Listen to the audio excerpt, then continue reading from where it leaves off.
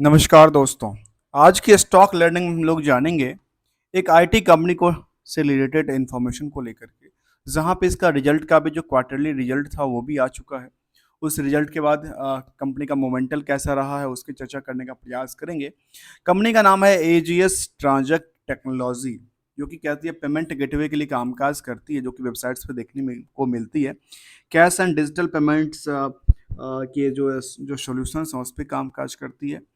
चाहे वो किसके किस हम चाहे रुपए के लिए ओ एन ओइंगो के लिए, और जहाँ पे इनकी एंड टू एंड जो कि खास के कैश ट्रांजेक्शन की जहाँ पे कामकाज होती है वहाँ पे कामकाज करती नज़र आती कंपनी।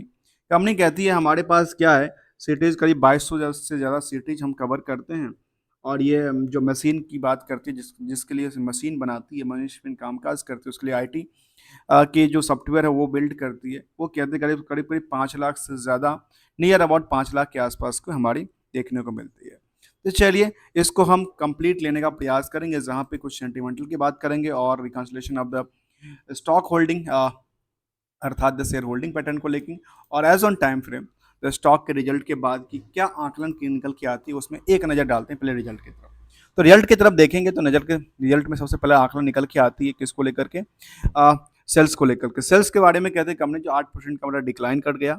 इबिटा में कहती है 12% जंप करती है, और नेट प्रॉफिट में 2000% से ज़्यादा, और same as the earning per share में किसके हिसाब से जून 23 और जून 24 को कंपेयर करेंगे तो हिसाब से अच्छे निकल के आते। लेकिन आप लास्ट क्वार्टर से कंपेयर करें तो मुझे लगता है कि उससे बेटर परफॉर्मेंस नहीं किया है सेल्स को लेकर के, लेकिन अदर चीज़ को लेकर के बेटर परफॉर्मेंस करती नज़र आती है। जहाँ पे बीटा की बात करो या अदर चीज़ों को लेकर के जाओ, तो आज हम इस पे कंप्लीट लेने वाले हैं, समझने वाले हैं स्टॉक को लेकर के।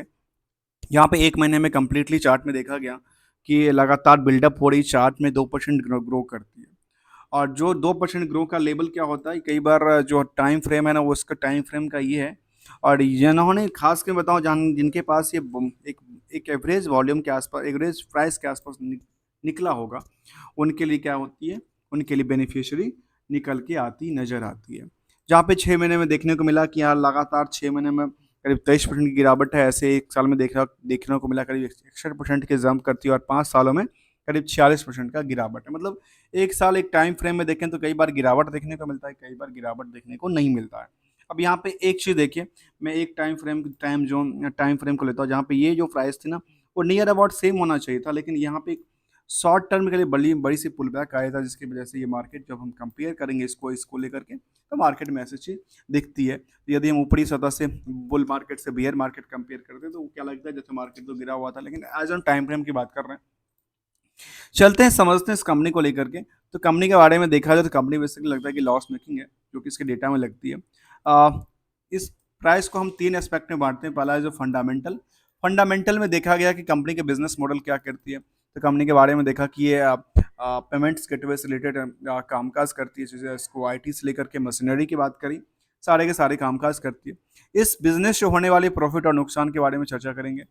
साथ में देखा गया कि दूसरा चीज़ है जिसका नाम है ट्रेंड, जिसको हम ट्रेंड बेसिकली कहते हैं।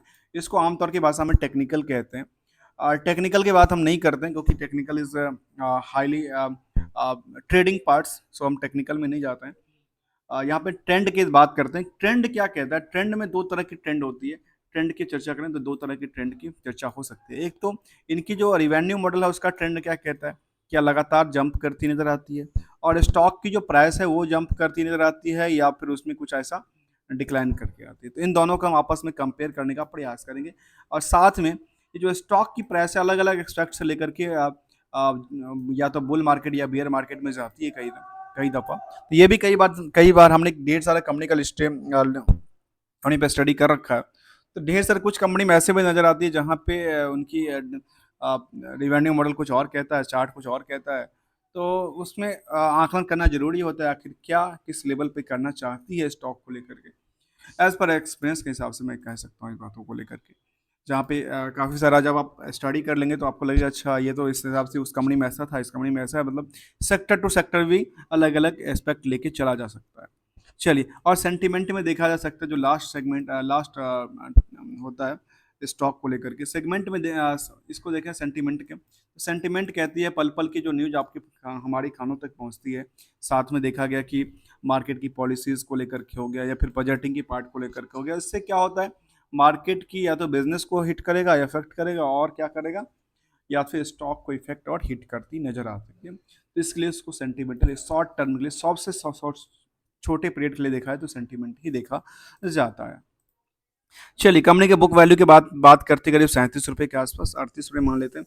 इंटरेस्टिंग वैल्यू नहीं दिखता क्योंकि कंपनी लॉस मेकिंग देखने को मिली है।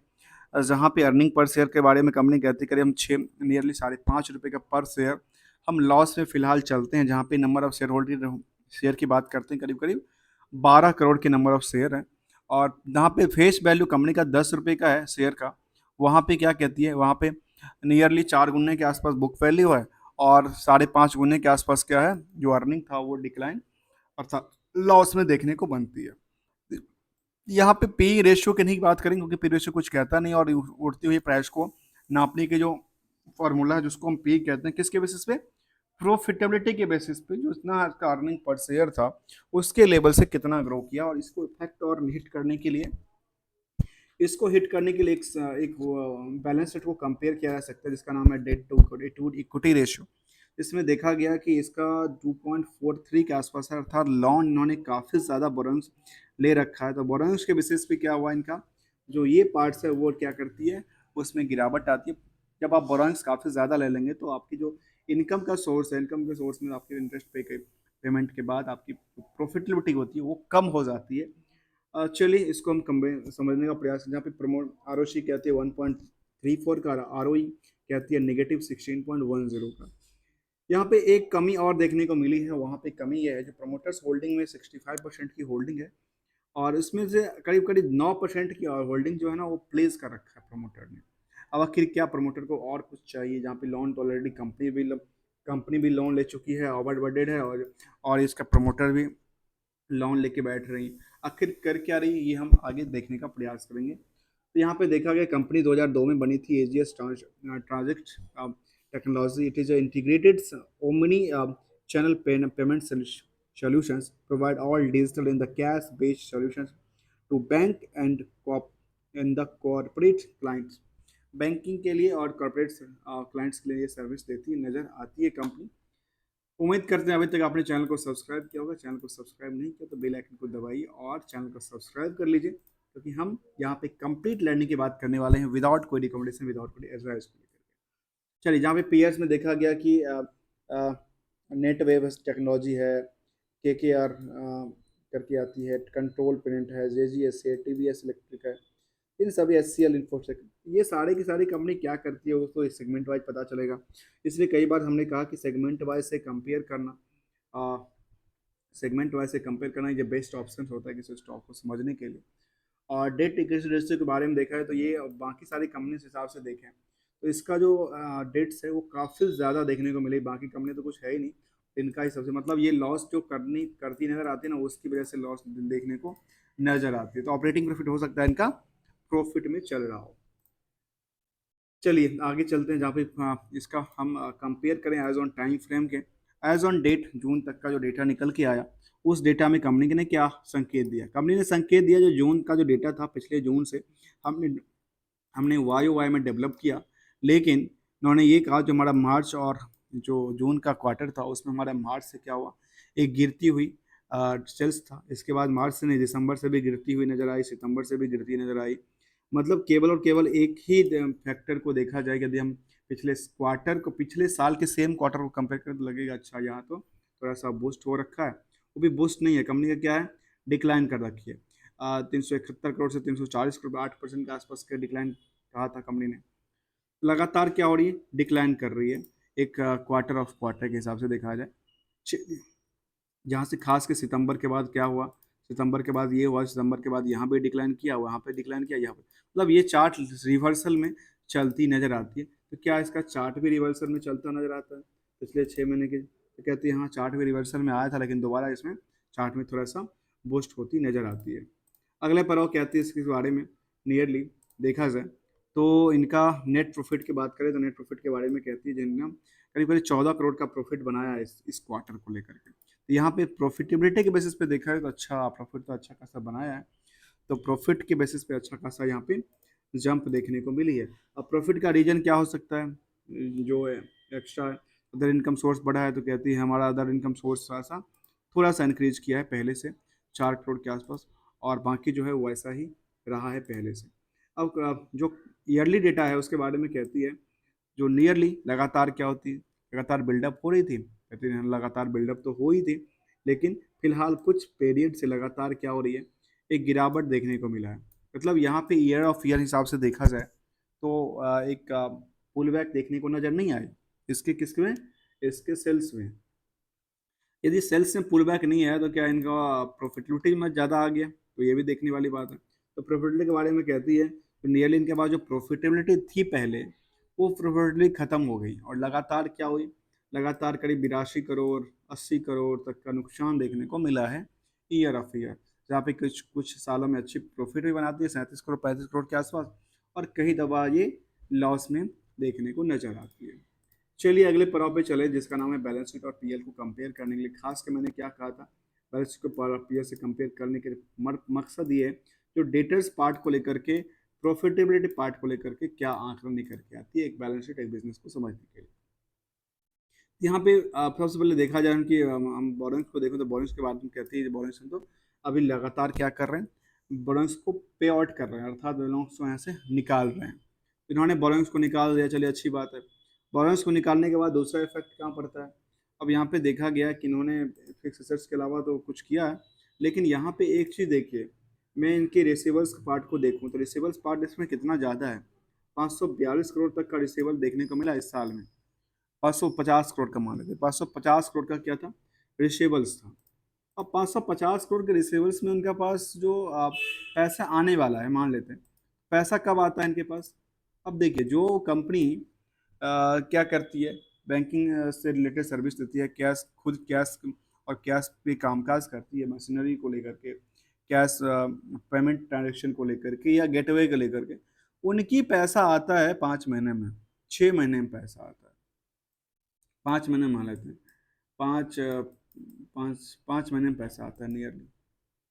अब सोचिए जो जो खुद ही करते हैं इस तरह के काम, उनका पैसा कब आता है, 5 महीने में पैसा आता है। और 5 महीने में जब पैसा आता है तो उनकी क्या वैलिड थी, इनके कैश फ्लो में क्या हालत थी, कैश फ्लो केवल 18 करोड़ का है। और बैलेंस शीट में जो खास के फिगर हमने देखा जहाँ पे 550 करोड़ का इनका मार्केट में पैसा फंसा होता है, तो क्या सेल्स कितना जंप किया था? तो इसमें सेल्स कितनी देखने वाली बात है, जो लास्ट क्वार्टर की यदि डेटा देखें तो लास्ट क्वार्टर में फिलहाल यदि मैं खास जून इससे ये दो दो क्वार्टर का पैसा इनके पास फंसा रहता है मार्केट में। यदि ये सेल्स होती है तो फिर सेल्स का रिकवरी नहीं होता, जिसकी वजह से क्या होती है, इनका भले चार्ट जंप करे या गिरे, लेकिन यहाँ पे कुछ ऐसे तो चीज़ें निकल के आती हैं जहाँ पे कंपनी जिसको रिकवरी नहीं कर पाती है टाइम से। जो इसका टर्म कंडीशन है वो काफ़ी लंबी पीरियड के लिए है। सर टर्म जो टर्म कंडीशन है पेमेंट रिसीव करने के लिए, वो उसका उस हिसाब से इनका जो रिसीवर्स पार्ट है वो काम काज नहीं कर पा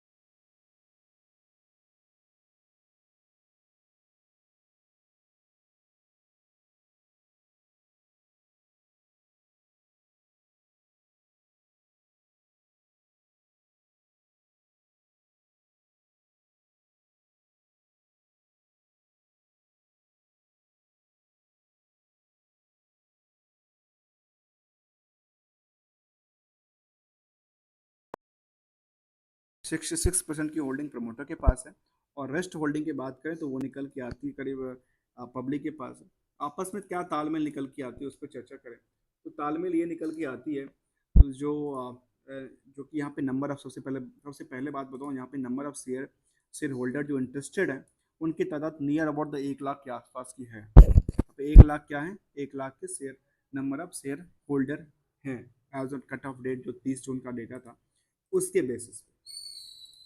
अब प्रमोटर्स के पास क्या था, प्रमोटर्स में देखा गया कि प्रमोटर्स जो हैं इंटरप्राइजेस विहाना इंटरप्राइजेस करके आती है। तो इसके बाद हम प्रमोटर के अलावा छोड़ दें तो एफआई की तादाद, डी आई की तादाद क्या कहती है। एफआई के तादाद के बारे में कुछ नहीं कहती है, डी आई की तादाद में कुछ तो कहती है। यहाँ पे कुछ तो हैं जहाँ पे देखने को ये मिली, HDFC ट्रस्टी कंपनी है, एक ही कंपनी देखने की आती है जिनकी यहाँ पे होल्डिंग है। और पब्लिक में देखा गया तो पब्लिक में यहाँ पे करीब करीब 30% की होल्डिंग है। तो 30% की होल्डिंग इसके बारे में क्या कहना चाहता है उस पर हम नज़र डालें तो क्या निकल के आती है, वो निकल के ये आती है जो रिटेल में क्या काम काज करती है। तो रिटेल के लिए कहती है करीब 17-18% के आसपास जो है वो रिटेल में ही कामकाज करती नज़र आती है। 18% के आसपास जो है वो रिटेल में है, जहाँ पे नंबर ऑफ शेयर करीब 2 करोड़ 6 लाख के आसपास नंबर ऑफ शेयर हेल्ड है, किसके द्वारा, एक रिटेल के द्वारा इस स्टॉक को लेकर के। तो यहाँ पे जो परसेंटेज देखा वो हमने देखा कि करीब कितने परसेंट की तादाद थी, करीब 18%, मतलब 10% जो तादाद थी वो किसी बॉडी कॉर्पोरेट और बड़ी बड़ी जो ट्रेडर्स पार्ट्स होते थे, जो जो क्या सकते हैं ब्रोकर्स होंगे, उनके पास हो सकता है स्टॉक को लेकर के, जो समझने के लिए हमने लिया था इसको। फिर उन्होंने कहा कंपनी को लेकर के जो नियरली क्या निकल के आती है इसको लेकर के। वाई वाई में हमने देखा अभी लेटेस्ट यहाँ पे अपडेटेड जो डेटा है क्वार्टरली का वो मार्च तक के अपडेटेड है गूगल फाइनेंस के ऊपर। अपनी लेटेस्ट अपडेट यहाँ पे नहीं देखने को मिला है, तो हम इसको फिलहाल नहीं स्टडी करेंगे। हमने समझने का प्रयास किया इसको लेकर के, स्टॉक को लेकर के। यहाँ पे चार्ट में देखा जाए क्या इसका एवरेज वैल्यू कुछ कहता है, तो कहता है 50 डे एवरेज जो है उसको टच करती नज़र आती है, टच करके ऊपर निकली है फिलहाल कुछ दिनों से। और जहाँ पे 1 महीने के चार्ट देखो तो वो कहती है 6 महीने के चार्ट, और इसका ट्रेंडिंग क्या कहता है। फिलहाल एक बात आती है निकल के जिसका रेजिस्टेंस और सपोर्ट क्या कहता है। तो देखिए रेजिस्टेंस और सपोर्ट के लिए फिलहाल देखा जाए तो 1 महीने के चार्ट में, एक महीने के चार्ट में तो फिलहाल ये हायर टू हायर ही कामकाज करती नजर आती है। लोअर टू लोअर देखें तो लोअर टू लोअर काफ़ी ज़्यादा है, और लोअर टू लोअर में इसके पास बेस बनती नज़र आती है कहाँ पे, 80 के आसपास, और ये अभी फिलहाल 90 के आसपास कामकाज करती नज़र आती है। तो ये एक इसका 1 महीने के यदि एवरेज को देखा जाए जिस जोन में ये लगातार चलती नज़र आती है, उस जोन इसका यही निकल के आती है पिछले 1 महीने के। इन लर्निंग में कुछ कमेंट्स या फीडबैक की ज़रूरत होती है, प्लीज़ अपडेट करना। Thank you so much for joining here दोस्तों।